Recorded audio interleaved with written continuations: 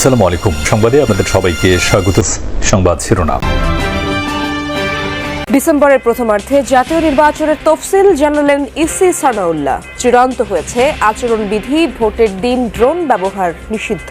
আমাদের পক্ষ থেকে ঘোষণাটা আসবে 2 মাস আগে, আনুমানিক যেদিন আমরা শিডিউল ঘোষণা করব। তো আপনারা ধরেই নিতে পারেন এই শিডিউল ঘোষণার কাজটা আমাদের ডিসেম্বর মাসের প্রথম অর্ধেই আপনারা পাবেন। 1 বছরের প্রাতিষ্ঠানিক সংস্কারে ব্যর্থ অন্তর্বর্তী সরকার, বলছেন রাজনৈতিক বিশ্লেষকরা। অর্থনীতি, বাণিজ্য সহ 12 ক্ষেত্রে সফলতার দাবি নীতি নির্ধারকদের।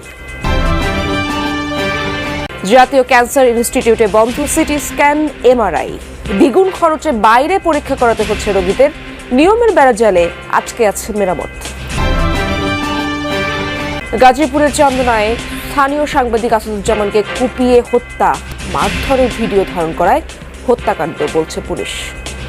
খুন হয়েছে, কূপ দিছে, কূপ দিয়ে মাইরা ফেলছে। এটা ফুসফুস ওদিক দিয়ে ছেড়ে নিশ্চয়ই দেখছি। যে কোনো জায়গায়, যে কোনো সময়, যে কোনো মানুষকে মারা পসিবল। অ্যাটলিস্ট এই টাইমে এটা চলতেছে। স্থায়ী জলাবদ্ধতার দুর্ভোগে ভোলার একটি প্রাথমিক বিদ্যালয়ের শিক্ষার্থীরা হাঁটু সমান পানি পথে ঢুকতে হয় ক্লাসে। জ্বর, ঠান্ডায় বাড়ছে অসুস্থতা। চারপাশে অনেক পানির ভিতরে আসতে হয়, জামা কাপড় ভিজে যায়, ভিজা জামা কাপড় নিয়ে ক্লাস করতে হয়। মাছ চাষ করা যাবে এরকম পরিস্থিতি হয়। আমাদের বাচ্চারা যে স্কুলে এখানে আসবে, আসার কোনো পরিস্থিতি থাকে না। ডিসেম্বরের প্রথমার্ধে ত্রয়োদশ জাতীয় সংসদ নির্বাচনের তফসিল ঘোষণা করা হবে জানিয়েছেন নির্বাচন কমিশনার আবুল ফজল মোহাম্মদ সানাউল্লাহ। বৃহস্পতিবার কমিশন সভা শেষে তিনি জানান, দল ও প্রার্থীর আচরণবিধি চূড়ান্ত করা হয়েছে। এবছরের 31 অক্টোবর পর্যন্ত যাদের বয়স 18 হবে তারা ভোট দিতে পারবেন বলেও জানান তিনি। প্রধান উপদেষ্টার কার্যালয় থেকে ইসিতে চিঠি পৌঁছায় বুধবার। ভোটের সম্ভাব্য তফসিল সহ বিভিন্ন বিষয়ে বৃহস্পতিবার আলোচনায় বসেন সিইসি সহ অন্যান্য কমিশনাররা। প্রায় 8 ঘন্টা রুদ্ধদ্বার বৈঠক শেষে ব্রিফিং করেন ইসি সানাউল্লাহ। জানান, ডিসেম্বরের প্রথমার্ধে জাতীয় নির্বাচনের তফসিল ঘোষণা করবে ইসি। মাননীয় প্রধান উপদেষ্টা যে বক্তব্যটা দিয়েছেন, সেই বক্তব্যটায় সারাংশ এখানে তুলে ধরা হয়েছে যে ফেব্রুয়ারি মাসে রমজান শুরুর আগে নির্বাচন করার ব্যাপারে আমাদেরকে প্রস্তুতি নিতে বলা হয়েছে। আমাদের পক্ষ থেকে ঘোষণাটা আসবে 2 মাস আগে, আনুমানিক যেদিন আমরা শিডিউল ঘোষণা করব। তো আপনারা ধরেই নিতে পারেন এই শিডিউল ঘোষণার কাজটা আমাদের ডিসেম্বর মাসের প্রথম অর্ধেই আপনারা পাবেন। 31 অক্টোবর পর্যন্ত যাদের বয়স 18 বছর হবে এবং ভোটার তালিকায় অন্তর্ভুক্ত হতে পারবেন, তারা ভোটাধিকার প্রয়োগের যোগ্য হবেন। ভোটার তালিকা আইনেও আমরা সামান্য সংশোধন প্রস্তাব করেছিলাম, যেটা আমাদের উপদেষ্টা পরিষদ অ্যাপ্রুভ করেছে। ফলশ্রুতিতে এখন আমরা বছরের মাঝখান থেকেও আপনার ভোটারদেরকে নিতে পারবো। সো নবীন ভোটারদের জন্য এটা একটা সুখবর। আমরা আজকে যেটা প্রাথমিকভাবে সিদ্ধান্ত নিয়েছি, 2025-এর 31 অক্টোবর পর্যন্ত যারা ভোটার হবেন তাদেরকে আমরা ভোটার তালিকায় সন্নিবেশ করতে পারবো বলে আশা রাখি। 1 বছরে কতটা সফল ও ব্যর্থ গণ অভ্যুত্থানের অন্তর্বর্তী সরকার? রাজনৈতিক বিশ্লেষকরা বলছেন, আইনের শাসন, আইন শৃঙ্খলা পরিস্থিতির উন্নয়ন, মব সন্ত্রাস প্রতিরোধ ও প্রাতিষ্ঠানিক সংস্কারের ক্ষেত্রে অনেকটাই ব্যর্থ সরকার। তবে সরকারের নীতি নির্ধারকদের এক্ষেত্রে ভিন্ন মত। পরিবেশ উপদেষ্টা সৈয়দ রিজওয়ানা হাসান বলছেন, ধ্বংসপ্রাপ্ত ও ভঙ্গুর অবস্থা থেকে দেশকে স্বাভাবিক অবস্থায় নিয়ে এসেছে সরকার। গণতান্ত্রিক রূপান্তরের ভিত্তি গড়ে দেওয়ার পাশাপাশি সফলতা এসেছে অর্থনীতি, বাণিজ্য সহ 12 ক্ষেত্রে। আলমগীর স্বপনের রিপোর্টে বিস্তারিত দেখব। ছাত্র জনতার গণ অভ্যুত্থানের মধ্য দিয়ে গঠিত হয় অন্তর্বর্তী সরকার। প্রত্যাশার পাহাড় নিয়ে দায়িত্ব নেন শান্তিতে নোবেল বিজয়ী ডক্টর মোহাম্মদ ইউনূস। কিন্তু সেই প্রত্যাশা সরকারের 1 বছরে কতটা পূরণ হয়েছে?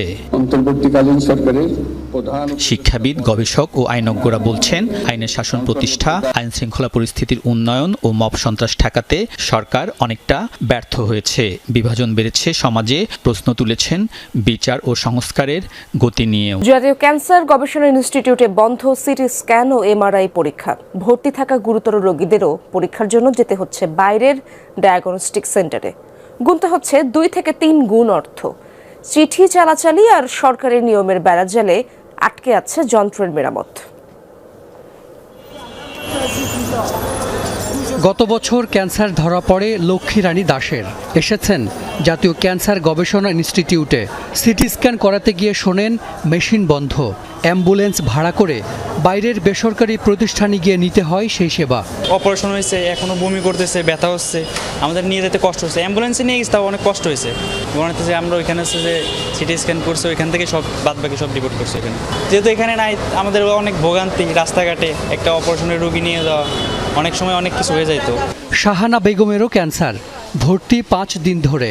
মানুষের দেয়া 20,000 টাকা নিয়ে সিলেট থেকে এসেছেন তিনি। বেসরকারি প্রতিষ্ঠানে সিটি স্ক্যান করাতে গিয়েই সেই টাকা প্রায় শেষ। জাতীয় ক্যান্সার গবেষণা ইনস্টিটিউটে এই 2 রোগীর মতো অবস্থা অনেক রোগীর। 20,000 টাকা আনছিলাম, অনেক টাকা টোকা নাই, আর আমাদের চিকিৎসা করবো, সিট ভাড়া দিব, হেঁটো নাই। এখানে সার্ভিসটুকু থাকলে আমরা আমাদের সাধ্যমতো চিকিৎসা করাতে পারতাম এবং চিকিৎসা ব্যয়বহুল, ব্যয়টা আমাদের জন্য কম হতো। এখানে বলে যন্ত্র নষ্ট আছে, বা বাইরে করতে হবে, মা ডাক্তারে বললো আর কি। আমরা আর কি বাইরে গেলাম। বাইরের থেকে এই রিপোর্টগুলো নিয়ে আসেন, পরীক্ষাগুলো করে নিয়ে আসেন, এগুলো বলতেছে। এগুলো করতে করতে আমরা ওই রোগীর চিকিৎসাগুলোকে আর করতে পারি না। মেশিনটা বন্ধ, সিটি স্ক্যান করেছি বাইরে জন্য খরচ হয়েছে আমাদের 14,000 টাকা। 2018 সালে 7 কোটি টাকায় কেনা হয় সিটি স্ক্যানের অত্যাধুনিক এই মেশিন। 4,000 টাকায় করা যেত পরীক্ষা। এখন তা বিকল হয়ে পড়ে আছে। গাজীপুরের চান্দনা চৌরাস্তা এলাকায় বৃহস্পতিবার রাতে এক সাংবাদিককে কুপিয়ে হত্যা করেছে দুর্বৃত্তরা। প্রত্যক্ষদর্শীরা বলছেন, ছিনতাইয়ের ঘটনার ভিডিও ধারণ করায় হত্যা করা হয় দৈনিক প্রতিদিনের কাগজের গাজীপুরের সাংবাদিক তুহিনকে। তবে পুলিশ বলছে, প্রাথমিক তদন্তে জানা গেছে এক নারীকে মারধর করে এক ব্যক্তি। পরে ওই ব্যক্তিকে কয়েকজন ধারালো অস্ত্র দিয়ে আঘাত করে। এই ঘটনার ভিডিও ধারণ করেন তুহিন। ভিডিওটি ডিলিট না করায় তুহিনকে হত্যা করা হয়। গাজীপুরের চান্দনা চৌরাস্তা এলাকা, শত শত মানুষের সামনেই সাংবাদিককে কুপিয়ে হত্যা করল দুর্বৃত্তরা। সিসিটিভি ফুটেজে দেখা যায় ধারালো অস্ত্র নিয়ে তাকে ধাওয়া দিচ্ছে 5 থেকে 6 জন। প্রাণ বাঁচাতে দৌড়ে পালানোর চেষ্টা করেও শেষ রক্ষা হয়নি। এই দোকান খোলা পরেও ঠিক আছে, একটা মানুষ কেমনে খুন হয়ে যায় ভাই? খুন হয়েছে, কুপ দিছে, কুপ দিয়ে মাইরে ফেলছে। এটা ফুসফুস ওদিক দিয়ে হ্যাঁ, নিশ্চয়ই দেখছি। যে কোনো জায়গায়, যে কোনো সময়, যে কোনো মানুষকে মারা পসিবল। অ্যাটলিস্ট এই টাইমে এটা চলতেছে। এটা কারণ কি, আইনের কোনো ভঙ্গুর আইন ব্যবস্থা। ভোলার চরফ্যাশনে জলাবদ্ধতার কারণে একটি প্রাথমিক বিদ্যালয়ের 3 শতাধিক শিশু শিক্ষার্থী চরম বিপাকে পড়েছে। হাঁটু সমান পানি পাড়ি দিয়ে স্কুলে যাতায়াত করতে হচ্ছে তাদের। ভেজা কাপড়ে ক্লাস করায় জ্বর ঠান্ডায় অসুস্থ হচ্ছে কেউ কেউ। দীর্ঘদিনেও সমস্যার সমাধান না হয় দিন দিন কমছে শিক্ষার্থীদের উপস্থিতি। বর্ষা মৌসুমের শুরু থেকেই দুর্ভোগ, চারিদিকে জল থই থই। সাপ জোকের ভয় নিয়ে স্কুলের পথে কোমলমতিরা। ভোলার চরফ্যাশন উপজেলার মূল সড়কের পাশে 13 নং উত্তর চর আইচা সরকারি প্রাথমিক বিদ্যালয়। একটু বৃষ্টিতেই হাঁটু পানি বিদ্যালয়ের প্রবেশ পথে। বিকল্প সড়কও নেই।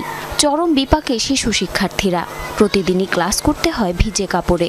এতে বাড়ছে ঠান্ডাজনিত রোগবালাই। পানিতে পা পিছলে ঘটছে দুর্ঘটনাও। মাছ চাষ করা যাবে এরকম পরিস্থিতি হয়, আমাদের বাচ্চারা যে স্কুলে এখানে আসবে, আসার কোনো পরিস্থিতি থাকে না। উপজেলা নির্বাহী কর্মকর্তা জানান, দ্রুতই পাইপ বসিয়ে পানি নিষ্কাশনের ব্যবস্থা করা হবে।